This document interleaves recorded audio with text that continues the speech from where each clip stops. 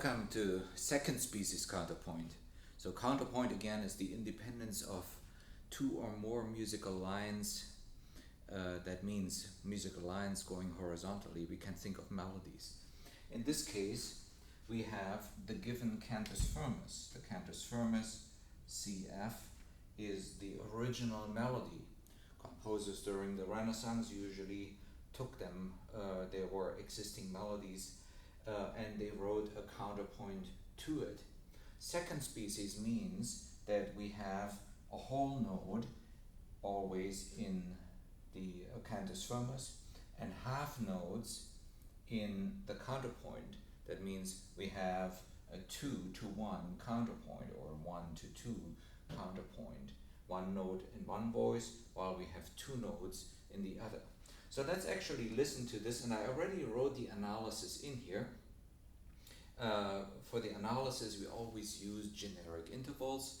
That means the intervals without the quality between the note sounding in the lower voice and the note sounding in the upper voice. Obviously, when for most of these measures, the note sounding in the lower voice sounds for the entire measure, so while the upper voice changes, so the interval changes.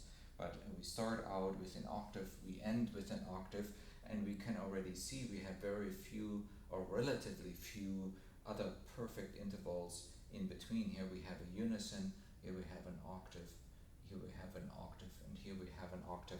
But we don't really have a perfect interval on a downbeat, and what is very important is a downbeat. But let's first listen to this.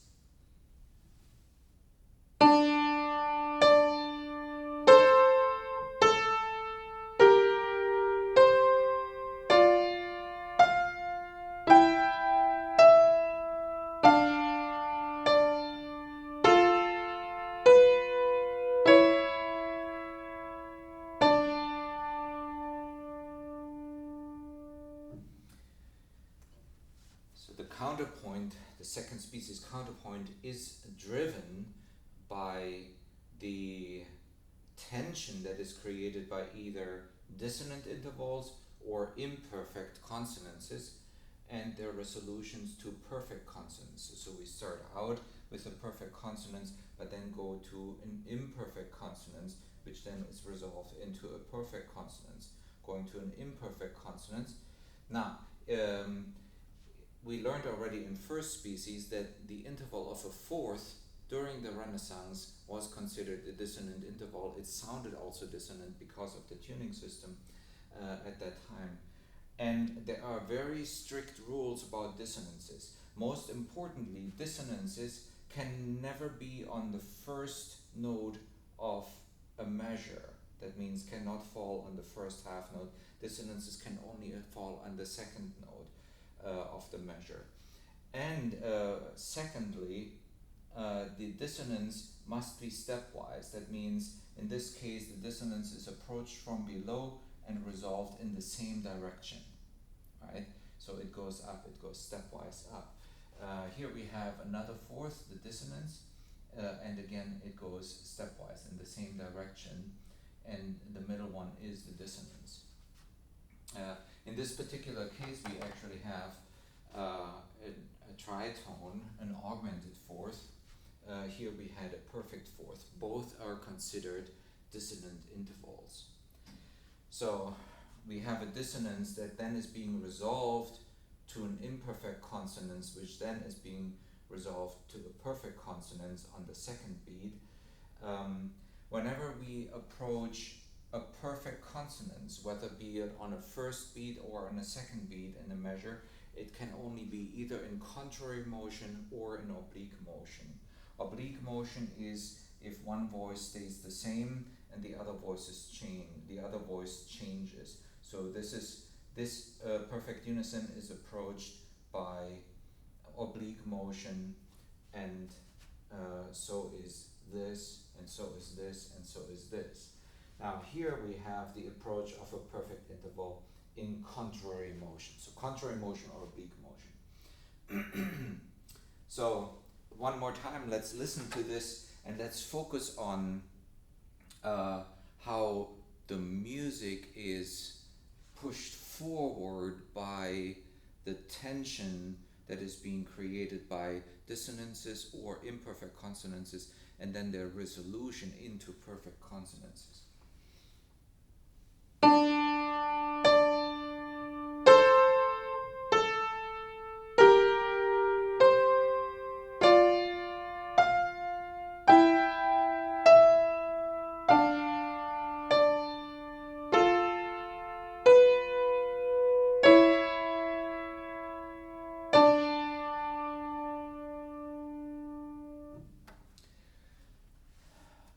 Let's also review that if we are in Aeolian, Dorian, or Mixolydian, in the second to last measure, we create a leading tone by raising the seventh scale degree.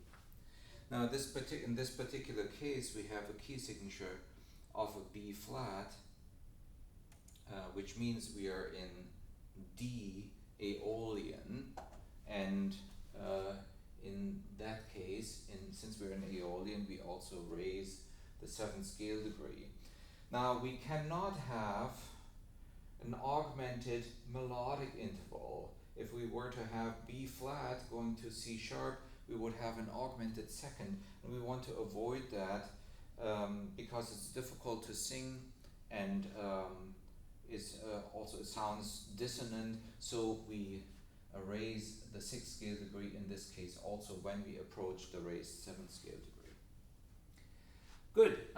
So now let's do one on our own. I wrote another cantus firmus, a given cantus firmus, down already here in this upper system, and we used it in a different video for first species, and now we will use it for second species.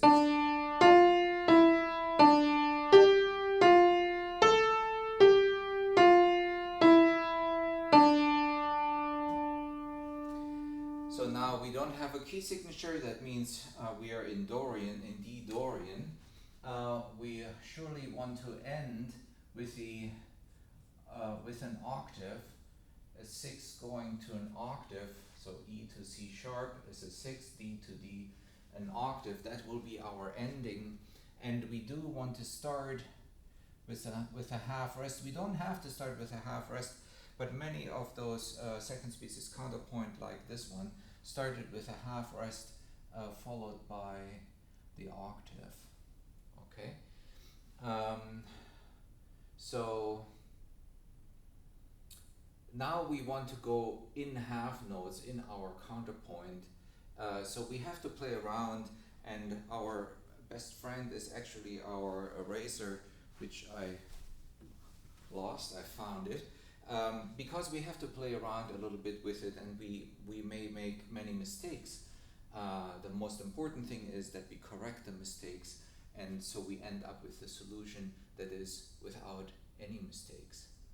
So perhaps we can leap down to a third, and maybe going to a fourth. The fourth is a dissonant interval, which means it can only appear stepwise. It must be prepared stepwise and must be resolved stepwise in the same direction. That means this note must follow. Does it work with E to C being a sixth? Yes, it works. In a second species counterpoint, on the first beat of a measure, we can only have consonant intervals. That means perfect consonances or imperfect consonances. In this case, imperfect consonants. So now if we were to perhaps go down, we resolve the imperfect consonants to a perfect consonance, and it is by oblique motion, which is perfectly fine. Now, what happened if we were to leap down to an F? That technically is possible because it's a third, but it would create the melodic interval of an augmented fourth, which is a tritone. And we want to avoid um, augmented intervals that are horizontal augmented intervals. So leaping down here to the F is not the best idea. So perhaps we can go to sixth in oblique motion.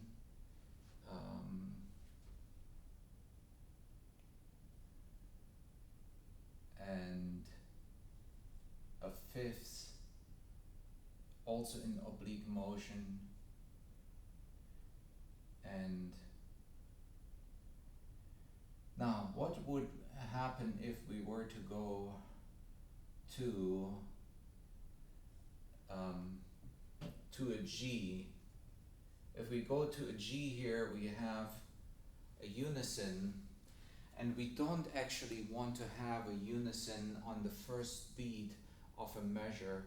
Now we may occasionally have a perfect consonance there, but the unison but really melds the sounds between the counterpoint and the cantus firmus, that it makes the two voices too dependent upon each other. So we want to avoid that.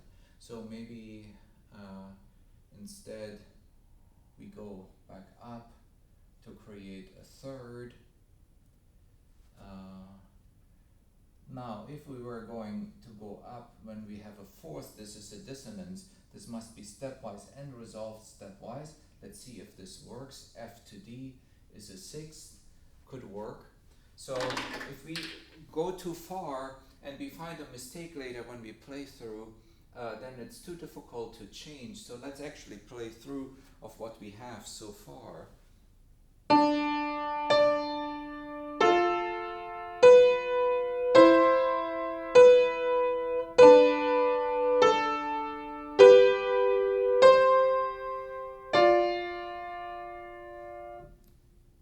Sounds very nice, and the very ending is.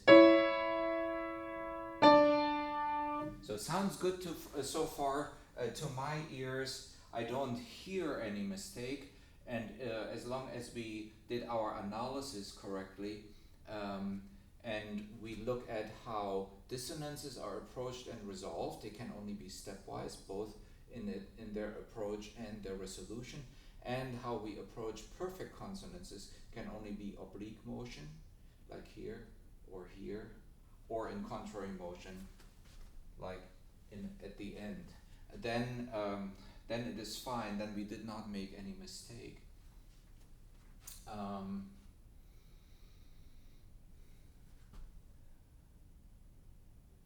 So let's see what happens if we have a bigger leap here down to a third. Then it would be difficult to resume this. Whenever we have a leap, especially when we have a large leap, we want to change the direction and continue by step, if at all possible. But we cannot continue by step because it would create a dissonance, and we cannot have a dissonance on the first beat of a measure. So perhaps leaping down to the A here is not the best. Now if we go here to a perfect fifth on the second beat of this measure, and lead this into a third, I think this is something similar as we did here in terms of imperfect consonants, perfect consonants, imperfect consonants. But that is possible. Maybe if we were to go up, we have a dissonance again, and we must go in the same direction by step, and that would be a sixth. And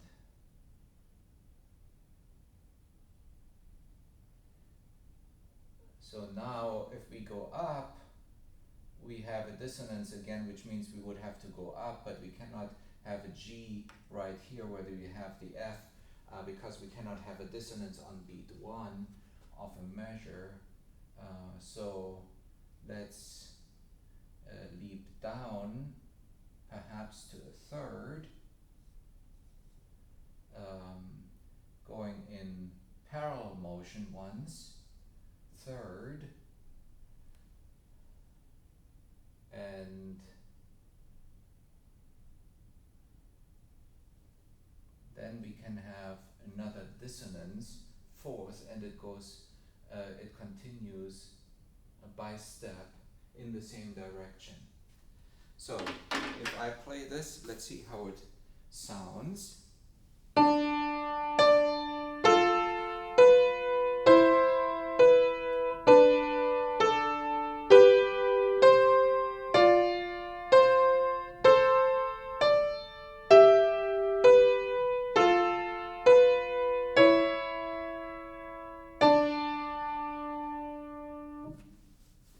Sounds very nice.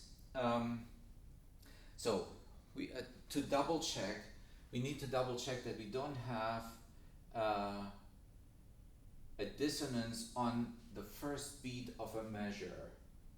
So we are looking for seconds, sevenths, or fourths, or ninths for that matter. We don't in this case.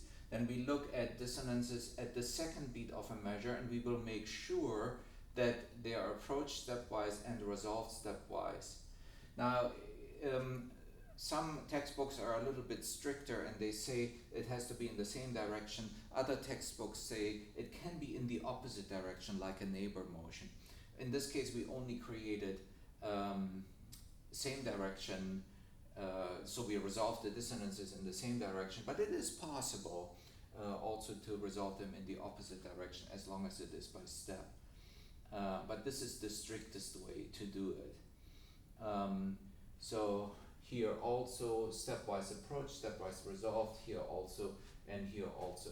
Now if we look at all the perfect consonances, if they're on the second beat of a measure, then they're automatically approached by oblique motion, which is fine. In this case, in our last measure, it is approached by contrary motion. So we have not made a mistake, and we produced a very nice second species counterpoint. And again, the rules for those counterpoints were derived from existing music during the Renaissance, and then the rules were used to teach the music to the next generation of musicians, and then if they applied the rules correctly, then you would actually have something that fits in the sound aesthetics of that time. That means you duplicate of what is acceptable in terms of the sound.